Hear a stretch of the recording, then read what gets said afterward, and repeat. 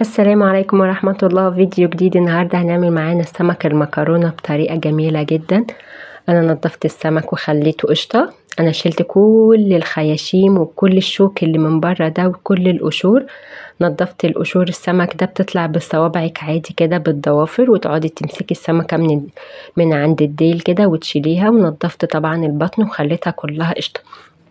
انا بشيل الخياشيم وكل حاجة من بره، عشان هو لما بيتحمر يا دوبك بتشيلي كده سلسلة الظهر وبيتاكل كله على بعض. والتوابل بقى بتاعتنا هحط توم مفروم وفلفل مفروم، فلفل بارد او فلفل حراق المتوفر. انا حطيت فلفل احمر حراق، وهحط ملح وكمون وكركم وليمون وشوية خل. هنحط ملح وكمون وكركم وليمون وشوية خل، وطبعا هنحط الثوم والفلفل.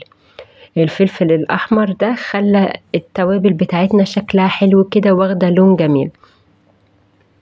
طبعا لو مش بتحبي الحراق والفلفل الاخضر، ونحط بقى فلفل عادي رومي. هحط معلقه كبيره كده خل، وهعصر كمان الليمونه على كل التوابل. هعصر ليمونه حلوه كده. طبعا السمك بيحب الليمون وبيحب الثوم، كل ما تكتري ثوم وليمون السمك هيطلع معاكي حلو جدا. هنقلب التتبيلة في بعض كلها.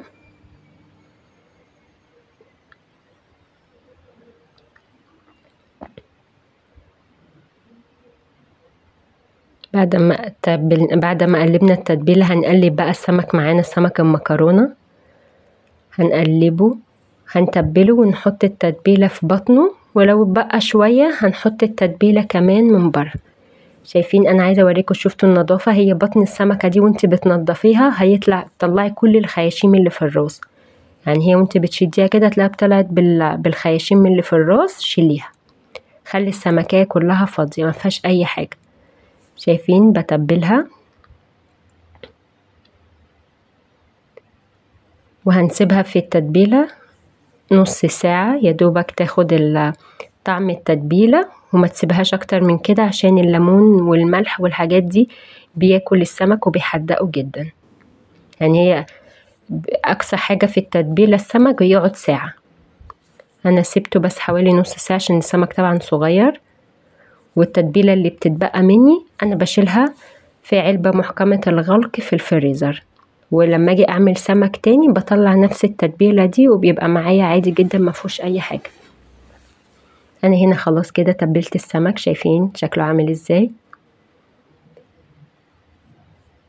هحطه بقى في دقيق، وهوريكم بقى التتبيل ازاي انا بحطه في الدقيق عشان السمك ده يفضل مقفول معايا ما يفتحش مني.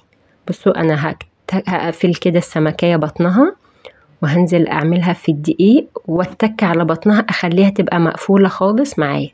شايفين؟ وهبرمها كده في قلب الدقيق كده السمكية بقت كلها مبرومة، وان شاء الله مش هتفك مني خالص.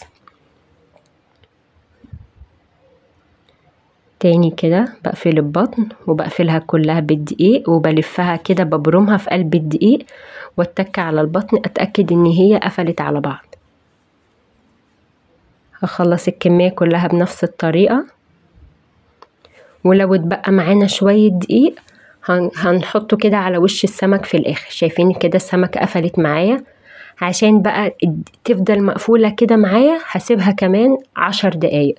بعد كده هحمرها في زيت سخن غزير، وطلعت معايا بقى بالشكل ده. طبعا اللي بيحبها ناشفة هيسيبها ناشفة، واللي بيحبها طرية هيخليها طرية. دي حكاية السوا دي بتاعتك انتي. شايفين؟ طبعا كانت مستوية وطعمها تحفة. جربوها وقولولي رأيكم. لو عجبكم الفيديو ما تنسوش اللايك، والسلام عليكم.